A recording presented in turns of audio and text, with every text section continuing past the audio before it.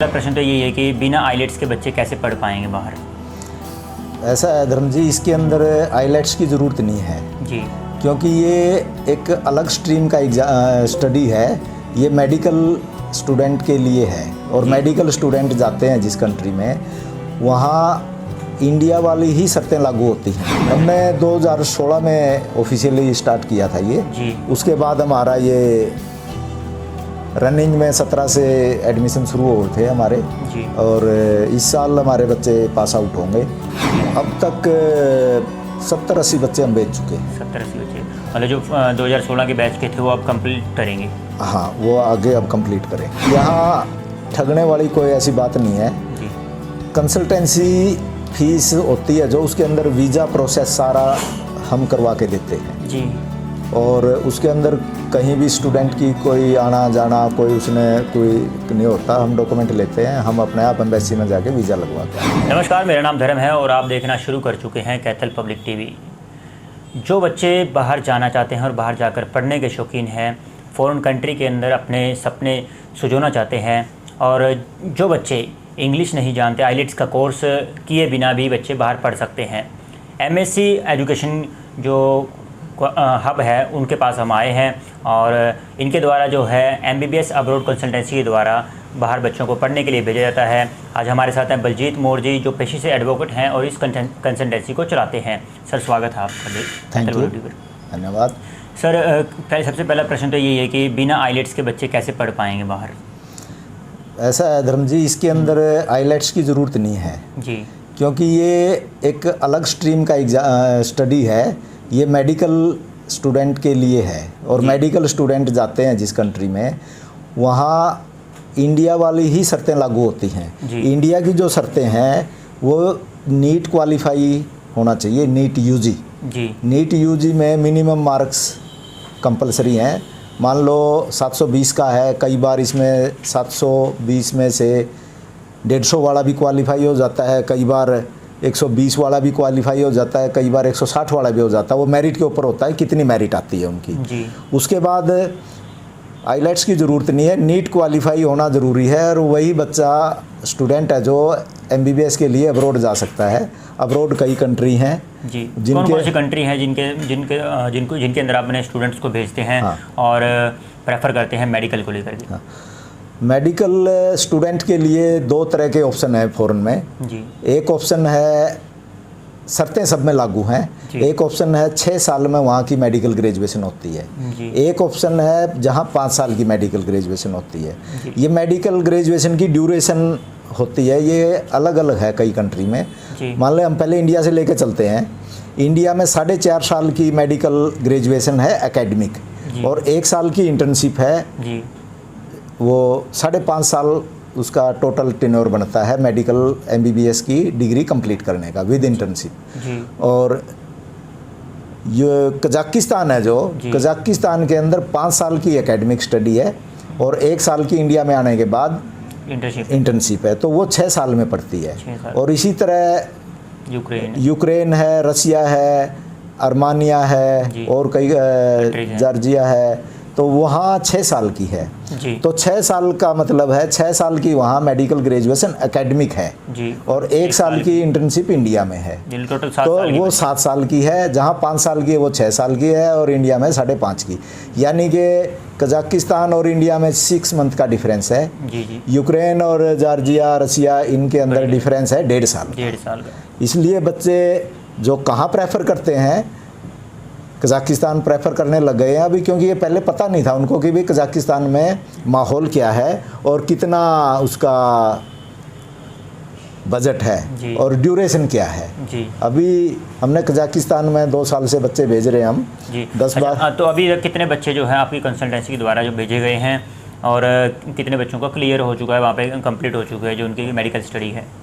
हमारे जो medical student हैं वो इस साल पास आउट होंगे जो हमारे भेजे हुए हैं, जब से हमने शुरू किया था जी। कितने साल हो गए? पहले तो प्रश्न ये है कि कितने साल हो गए आपकी? जो हमने 2016 में ऑफिशियली स्टार्ट किया था ये जी। उसके बाद हमारा ये रनिंग में 17 से एडमिशन शुरू हुए थे हमारे जी। और इस साल हमारे बच्चे पास आउट होंगे जी।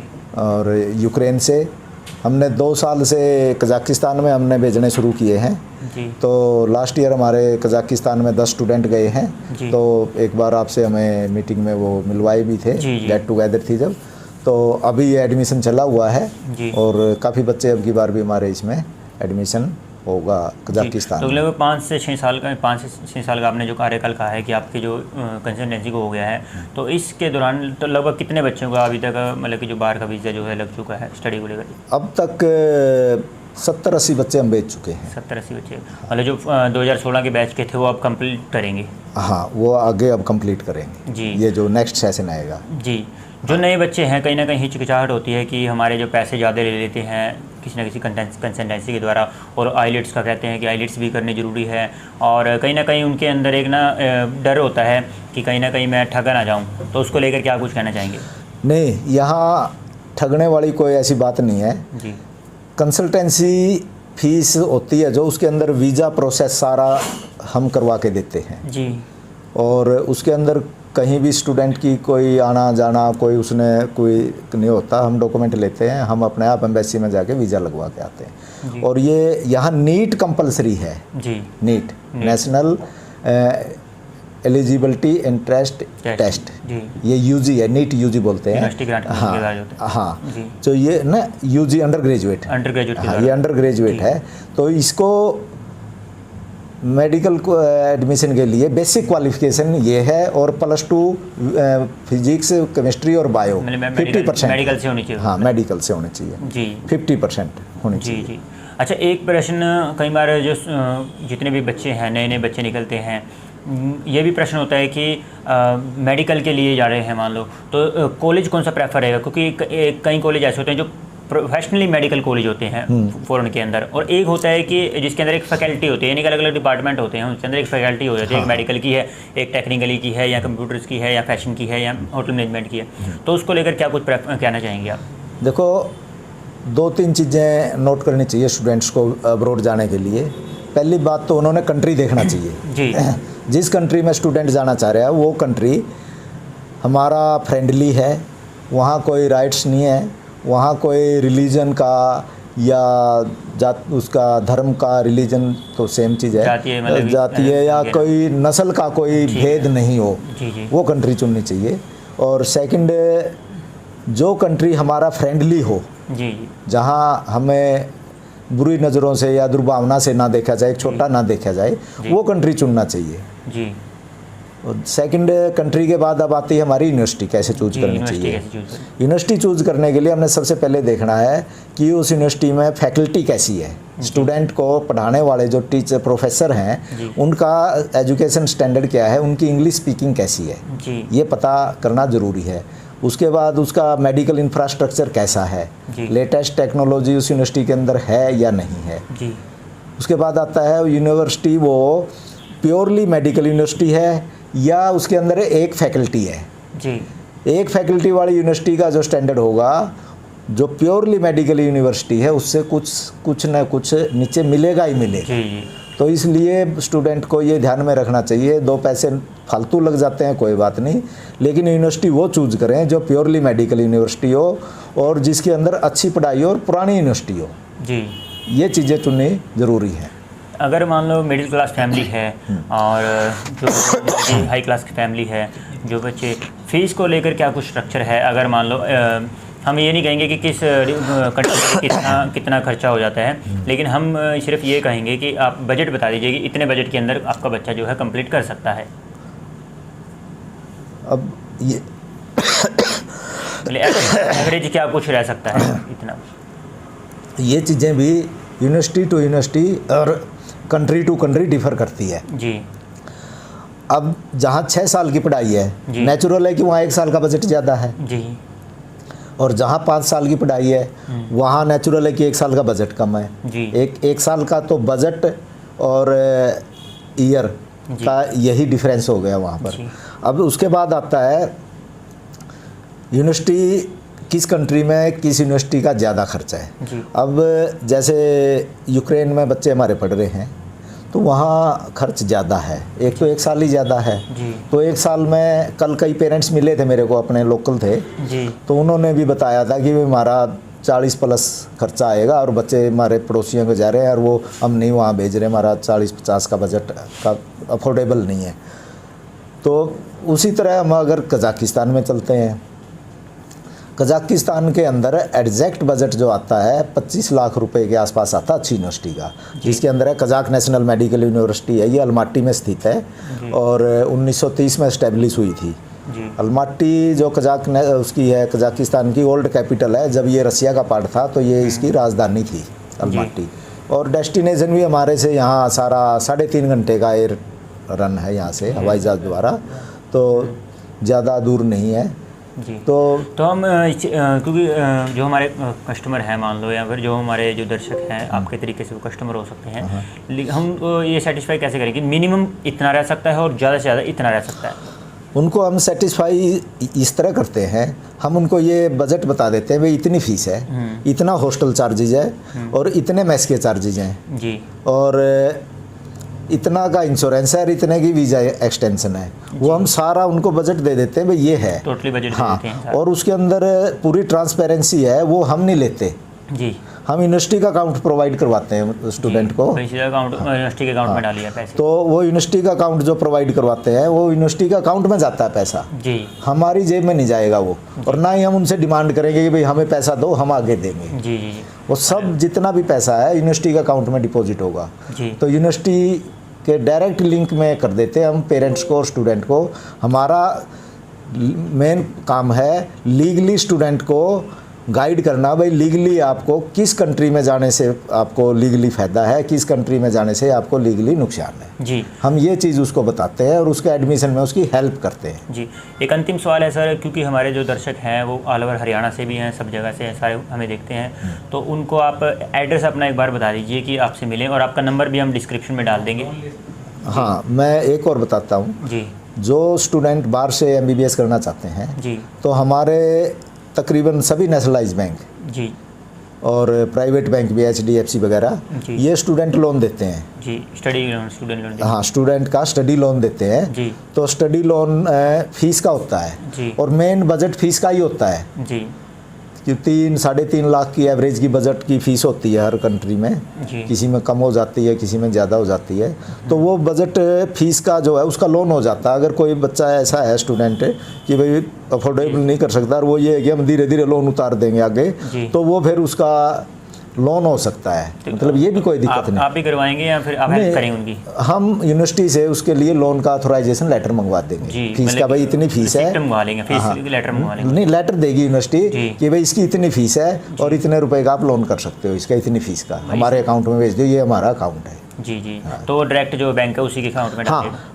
डायरेक्ट बैंक पेरेंट्स को नहीं देगा ना स्टूडेंट को देगा, यूनिवर्सिटी की को मेल करेगा भाई फीस की रिक्वायरमेंट है आपको, तो यूनिवर्सिटी रिप्लाई करेगी कि भाई हाँ हमें उसकी फ़ीस की अभी इसका टाइम आ चुका है सेमेस्टर का, तो आप फ़ीस डिपॉजिट करो, तो बैंक अपने आप उसके अकाउंट में फ़ीस डिपॉजिट करेगा जी। हाँ, तो हमारे जो दर्शक देख रहे हैं उनको आप एक बार एड्रेस बता दीजिए एक बार आप। हमारी जो ये कंसल्टेंसी है MBBS अब्रॉड कंसल्टेंसी हरियाणा के नाम से है, कैथल में स्थित है, और कैथल करनाल रोड के ऊपर आर्य समाज मंदिर है, महिला थाना के पास है, इसके आर्य समाज मंदिर के फर्स्ट फ्लोर पर स्थित है ये, तो कभी भी आ सकते हैं आप, फ़ोन पे कभी भी आप मेरे से बात कर सकते हैं, आपको प्रॉपर और लीगल गाइडेंस आपको प्रोवाइड करवाई जाएगी। लोकल हैं हम, यहाँ कोई भी ब्लफिंग नहीं होगी, जो कहेंगे डंके की चोट पे कहेंगे और वो ही सही मिलेगी आपको, कोई इसके अंदर लागलपेट नहीं होगी, कोई झूठ नहीं होगी। मैं एक और बताना चाहता हूँ, मोस्टली मैं स्टूडेंट्स के साथ जाता हूँ छोड़ने के लिए, लेकिन अब कोविड की वजह से समस्या ये आई हुई है कि हमें टूरिस्ट वीज़ा नहीं लगता और स्टूडेंट को हमें भेजना पड़ता है यहाँ से जहाज़ में बिठा के, वहाँ हमारा मैनेजर है जो कजाकिस्तान में या यूक्रेन में है, वो उनको रिसीव कर लेता है, दिक्कत कोई नहीं है, लेकिन मैं अपनी सेटिस्फेक्शन के लिए साथ जाता हूँ जी। अगर वीज़ा खुलता है तो मैं 101% साथ जाता हूँ, ये एक स्पेशल हमारा वो है, और 24 आवर्स सुपरविज़न रहता है स्टूडेंट का। हॉस्टल फैसिलिटी इतनी बढ़िया है, 10 बजे के बाद हॉस्टल की एंट्री बैन है, हर कॉरिडोर में, रूम के बाहर और इसमें वार्डन रूम में कि सब जगह बड़े बड़े मतलब हाई उसके मेगापिक्सल के कैमरे लगे हुए हैं, CCTV, मतलब फुल सिक्योरिटी गार्ड होता है मेन गेट के ऊपर, खाना दोनों है, नॉन वेज भी होता है, वेज भी होता है। इंडियन मैस है, सबसे बड़ी बात मैं बताना चाहता हूँ, इंडियन मैस है और उसके अंदर भी वो टाइम फिक्स होता है भाई, इसके अंदर हमें आज मान लो नॉन वेज के लिए नॉन वेज बनाया है तो नॉन वेज वेजिटेरियन के लिए पनीर बनेगा उस दिन। मतलब सबको प्रॉपर डाइट मिलेगी, ये नहीं है कि भाई उनको पनीर दिया तो उनको नॉन वेज नहीं मिला, उनको नॉन वेज मिला तो उनको पनीर या और खीर या जो भी होने वेजिटेरियन में उनको मिलेगा वही सेम डाइट, उसके हिसाब से उसी की रेशो में उनको मिलेगी जी। इंडियन कुक है वहाँ हमारे।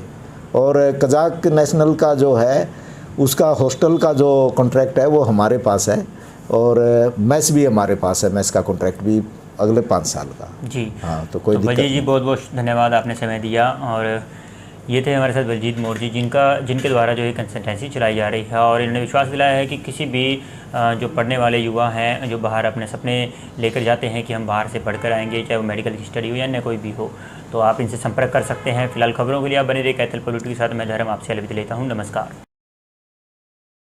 मेरा नाम समीर मौर्य है। मैंने MBBS करनी थी तो मैंने जब सर्च करा तो मुझे MBBS अब्रॉड कंसल्टेंसी के बारे में पता चला। जब मैंने और पता करा इनके बारे में, इनसे बात करी तो काफ़ी अच्छी तरह से एक्सप्लेन करा, बहुत कुछ बताया, मतलब काफ़ी डिटेल में बताया, मतलब कुछ लोगों ने मिस कर दिया था, मतलब ऐसी भी काफ़ी चीज़ें बताई। और वहाँ पे मैं फ़र्स्ट ईयर मेरा कंप्लीट हो चुका है जो कि ऑनलाइन लगा। अब सेकंड ईयर में हम जाएंगे और काफ़ी अच्छा माहौल है, मतलब टीचर भी काफ़ी फ्रेंडली हैं, स्ट्रिक्ट भी हैं, पढ़ाई भी अच्छी है।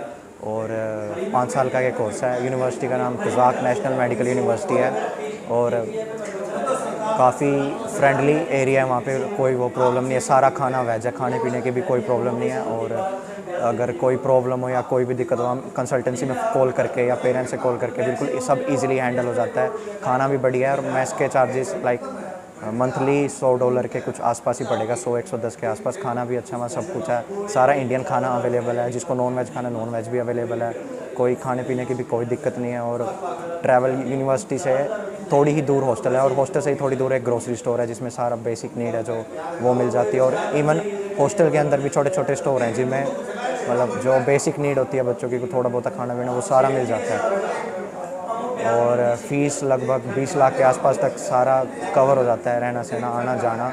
और काफ़ी कंफर्टेबल एरिया है। यूक्रेन से ज़्यादा ये प्रेफर करूँगा क्योंकि सबसे ज़्यादा 1 साल कम है और 1 साल जो वहाँ पे यूक्रेन में लगेगा इससे हम किसी तैयारी में या फिर और उसमें यूज़ कर सकते हैं। मीडियम ऑफ लैंग्वेज क्या है वहाँ? मीडियम ऑफ लैंग्वेज इंग्लिश है, लेकिन फिर भी वो थोड़ी सी लैंग्वेज, जैसे कुछ मंथली क्लासेस लगाते हैं रशियन की और वहाँ की लोकल लैंग्वेज की, ताकि हम एक कुछ सामान लाना हो, कहीं घूमने जाना हो तो हम एक लोकली इंटरेक्ट कर पाएँ, हाय हेलो मतलब बेसिक रह पाए, कोई ज़्यादा टफ नहीं है। मेरा नाम अनुराग है, मैं खारकी नेशनल मेडिकल यूनिवर्सिटी में 4th ईयर में हूँ और मैं MBBS अब्रॉड हरियाणा के थ्रू गया था। उनकी कंसल्टेंसी के अकॉर्डिंग गया था मैं, और वो वहाँ पे मैं अभी 4th ईयर में हूँ और वहाँ पे हर चीज़, कोई मुस्लिम या हिंदू का कोई वो सिस्टम नहीं है, कुछ भी सब वहाँ रहने का बढ़िया है। इंडियन खाना भी अच्छे से मिलता है वहाँ पे, कई रेस्टोरेंट भी हैं, कई छोटी शॉप भी हैं जो इंडियन की हैं और काफ़ी अच्छी इंडियन फैकल्टी है वहाँ पे। कुल कितना खर्चा वहाँ पे आ जाता है? वहाँ पे कुल आपका 40 to 45 के बीच में आएगा यूक्रेन के अंदर में आपका खर्चा। उन बच्चों को क्या कुछ कहना चाहेंगे जो बच्चे जाने के आप बिल्कुल ट्राई करिए। अगर इंडिया में अब तो नेक्स्ट भी कर दिया तो सबको ही देना पड़ेगा मोस्टली पेपर, तो आप प्रेफर करूँगा कि आप बाहर के लिए करो कि आपको एक स्कोप भी मिलेगा बाहर का। अगर किसी को जाया जाए तो कंसल्टेंसी कौन सी के पास जाएगी? MBBS अब्रॉड हरियाणा के थ्रू मैं गया था जो कैथल ज़िले में, मेरे अकॉर्डिंग वही बेस्ट है। अच्छी उनकी गाइडेंस है, वहाँ पे भी गाइडेंस करते हैं वो, यहाँ पे भी हेल्प है उनकी हेल्प है। शांत हिंद है, मैं इस्माइलाबाद से हूँ और मुझे MBBS करनी थी तो फिर मैं MBBS अब्रॉड कंसल्टेंसी के कांटेक्ट में आया क्योंकि ये बहुत अच्छी तरह से कंसल्ट करते हैं। इन्होंने मुझे बताया कि आप कजाकिस्तान से MBBS कर सकते हो और जबकि इंडिया में MBBS काफ़ी कॉस्टली है, तो फिर इनकी कंसल्टेंसी के द्वारा ही मुझे ये ठीक लगा है डिसीज़न कि कजाकिस्तान से MBBS करनी चाहिए। और मेरा फ़र्स्ट ईयर सक्सेसफुली कंप्लीट हो चुका है और जिसमें मुझे कोई दिक्कत नहीं आई। जैसे वो बहुत अच्छे से एक्सप्लेन करते हैं, मतलब सारे सब्जेक्ट अच्छी तरह पढ़ाए गए हैं हमें और मार्क्स भी अच्छे आए गए, फ़र्स्ट ईयर कंप्लीट हो गया जैसे। और MBBS अब्रॉड कंसल्टेंसी भी की बहुत अच्छी सर्विस है। अगर हमें कोई भी प्रॉब्लम आती है तो ये उसका सोल्यूशन निकाल के हमें प्रोवाइड करते हैं। मैं यही कहना चाहूँगा कि आप अगर आपको MBBS करनी है तो MBBS अब्रॉड कंसल्टेंसी से ज़रूर कांटेक्ट कर सकते हैं। Thank you. मेरा नाम यशदीप बिडान है। मैं यूक्रेन से अपनी MBBS कर रहा हूँ। मैं MBBS अब्रॉड हरियाणा के थ्रू यूक्रेन गया था। बहुत ही अच्छी कंसल्टेंसी है। You can trust them very blindfoldedly and it's very Ukraine is very peaceful country and you can enjoy your MBBS there. Thank you. तो वेजिटेरियन फूड है वहाँ पे अवेलेबल? वेजिटेरियन या vegetarian non vegetarian both are available. अच्छा, तो वहाँ माहौल कैसा है? क्या मुस्लिम कंट्री है? वहाँ पे हिंदू बच्चे हैं? हाँ, वहाँ पे हिंदू मुस्लिम सारे भाई भाई हैं। जो बच्चे जाना चाहते हैं उनको लेकर क्या करते हैं? गुड, ट्राई करो। MBBS अच्छी है, good education, good faculty, good environment.